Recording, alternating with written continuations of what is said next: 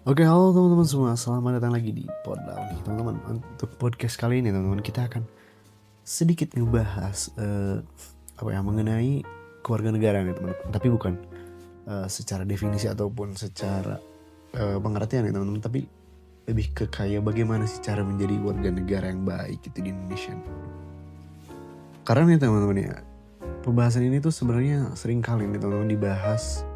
Mungkin kalau teman-teman yang masih berada di bangku SMA ataupun sederajat gitu ya, ini sering kali ada di mata pelajaran pendidikan kewarganegaraan atau PKN, teman-teman.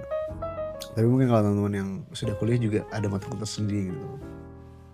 Nah, teman-teman ya, jadi ketika kita berbicara tentang kewarganegaraan ya, teman-teman, kan sering banget tuh yang dimuncul mungkin di benak kita tuh mengenai cuma kayak KTP ataupun status gitu ya, status bukan status ini, teman-teman, tapi kayak status kewarganegaraan seseorang ya. Tapi teman-teman ya, sebenarnya itu tuh lebih dalam daripada itu. Jadi sebenarnya kewarganegaraan tuh lebih kayak hubungan timbal balik, teman-teman, antara negara dengan warga negaranya nih. Misalnya ya, teman-teman, negara tuh ngasih kita fasilitas, lalu kita bayar dengan pajak kita, teman-teman. Jadi kayak negara tuh ngasih haknya yang sudah memang harusnya kita dapat, dan kita membayar hal-hal tersebut agar tentunya nanti agar negara bisa memberikan fasilitas yang lebih kepada kita, teman-teman.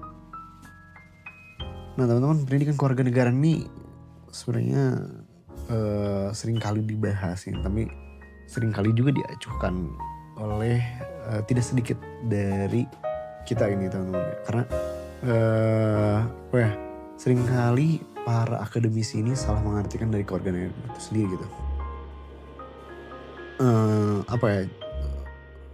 Kan sering kali itu dibahas bahwa ya sebagai warga negara kita harus A, B, C, D, E, F, G. Padahal, teman-teman ya, sebagai warga negara yang baik itu bukan kayak kita harus ngapal pasal undang-undang ataupun harus gimana. Tapi yang penting adalah, teman-teman, sebagai warga negara Indonesia yang baik, kita itu harus orang yang mempunyai atau menjadi pribadi yang mempunyai berkarakter Pancasila ya, teman-teman.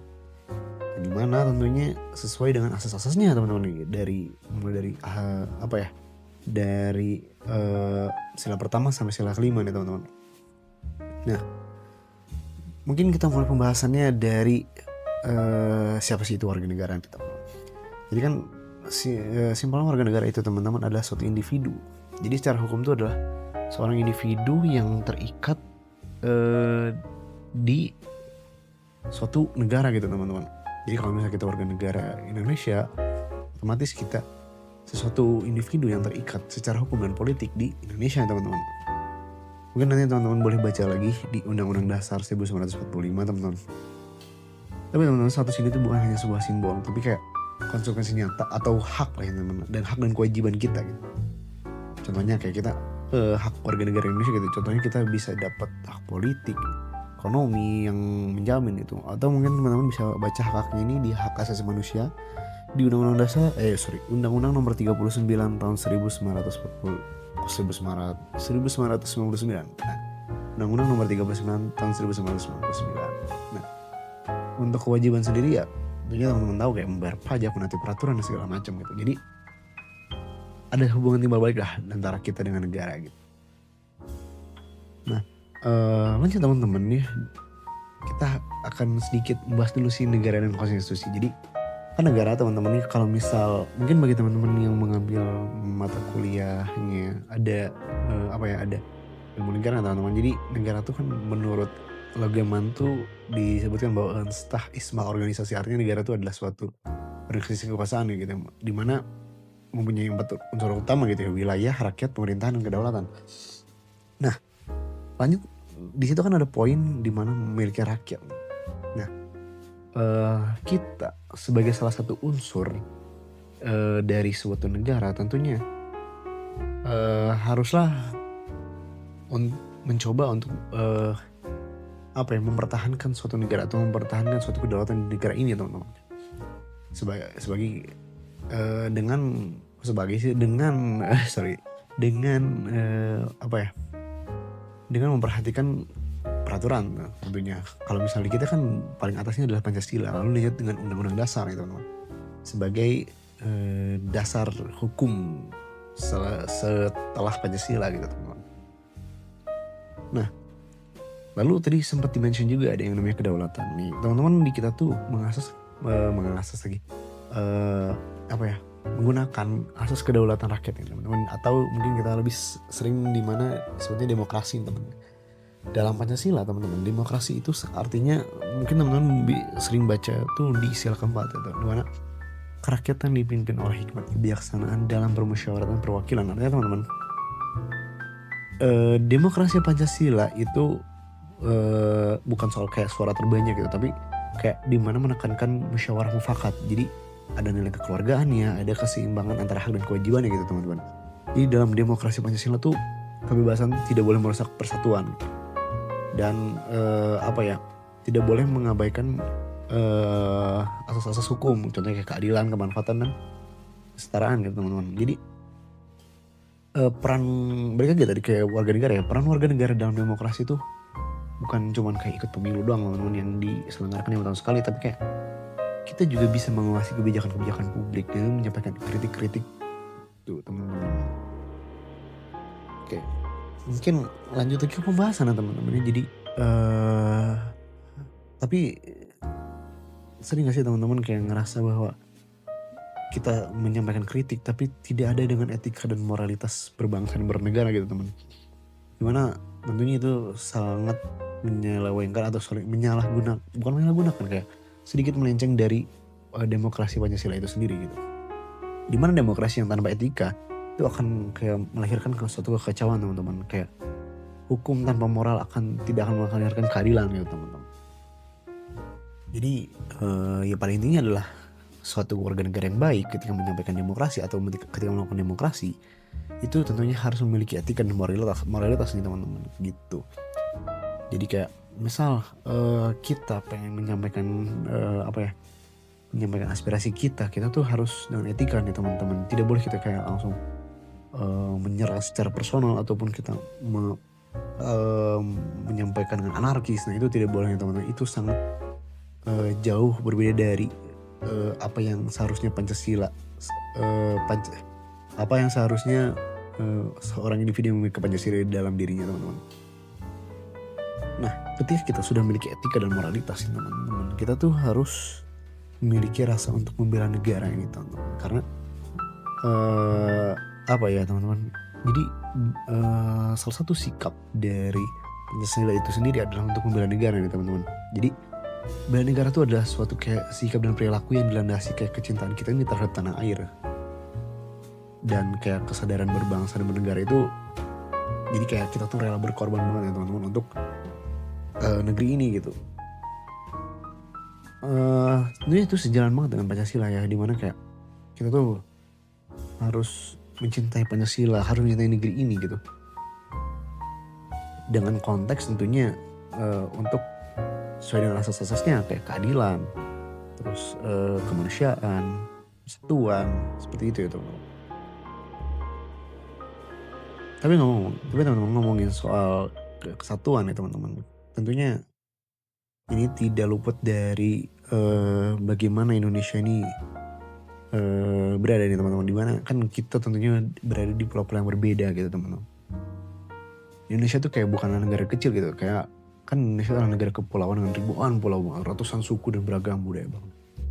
Nih, wawasan Nusantara itu adalah salah satu hal yang harus diperhatikan teman-teman, karena untuk teman-teman, untuk agar kita ini bisa saling bahu-membahu meskipun berbeda-beda suku gitu teman-teman. Jadi kayak wawasan Nusantara ini adalah kayak cara pandang kita terhadap diri dan lingkungan untuk kesatuan gitu teman.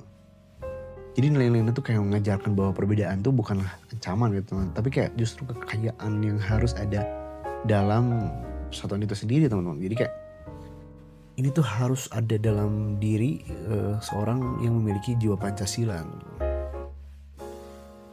Ngomongin juga soal Pancasila teman-teman, tidak luput dari tentunya pendalaman dari Pancasila itu sendiri atau filsafat Pancasila.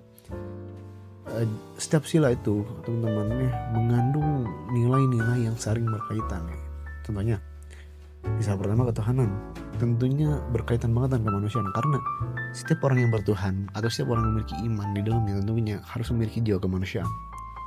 Lalu teman-teman di sila ketiga persatuan, orang yang memiliki nilai kemanusiaan tentunya dia tidak ingin berpecah belah, selaras dengan sila ketiga itu persatuan.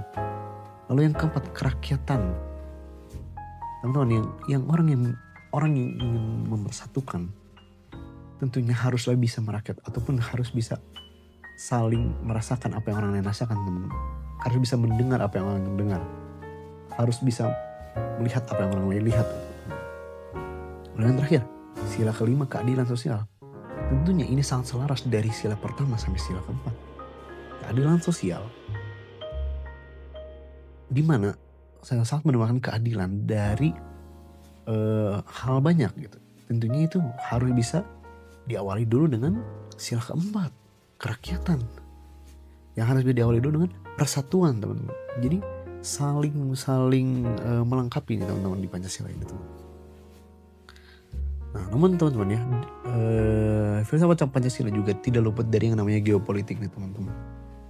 Mungkin bagi teman-teman yang sudah baca ya, teman-teman tahu gitu bahwa geopolitik itu ada 7 poin nih teman-teman, kayak ideologi, politik, ekonomi, sosial, budaya, pertahanan, dan keamanan nih teman-teman. Nah, geopolitik ini tuh kayak menjelaskan bagaimana kondisi geografis itu mempengaruhi kebijakan negara, termasuk kebijakan yang berdampak langsung pada warga negara. Nah, di era globalisasi, ancaman tidak selalu tuh berbentuk militer gitu teman-teman, kayak tapi bisa ekonomi, contohnya inflasi gitu teman-teman. Terus ideologi, kayak banyak banget sekarang kan pemikiran-pemikiran yang sangat mengancam Pancasila gitu teman-teman. Terus informasi-informasi palsu yang bisa mengancam kedaulatan. Lalu ada budaya-budaya yang tidak sangat cocok dengan Pancasila gitu. Nah, kesadaran kita sebagai warga negara itu adalah untuk menjaga agar Pancasila atau agar negara Indonesia ini aman dari ancaman-ancaman tersebut gitu. Nah, sebagai penutup teman-teman, keluarga negara Indonesia tuh bukan konsep yang utuh dan sorry teman-teman, justru keluarga negara itu adalah konsep yang utuh dan multidimensional. Artinya dia bukan hanya soal hukum teman-teman, tapi juga nilai, sikap, dan tanggung jawab moral teman-teman. Jadi dengan menjadikan Pancasila sebagai landasan, konstitusi juga sebagai pedoman. Jadi kayak kesadaran bangsa tuh sebagai jiwa gitu. Warga negara Indonesia tuh diharapkan mampu untuk menjawab tantangan-tantangan tanpa kehilangan jati diri gitu. Karena teman-teman, pada akhirnya negara yang kuat itu lahir pada warga negara yang sadar akan perannya. Gak mungkin podcast perlu episode kali ini cukup sekian saja. Dan mungkin teman-teman yang mau lagi dengar yang lain, boleh banget teman-teman untuk nonton lagi video yang lainnya. Tapi jangan lupa share, like, and subscribe. See you in the next video.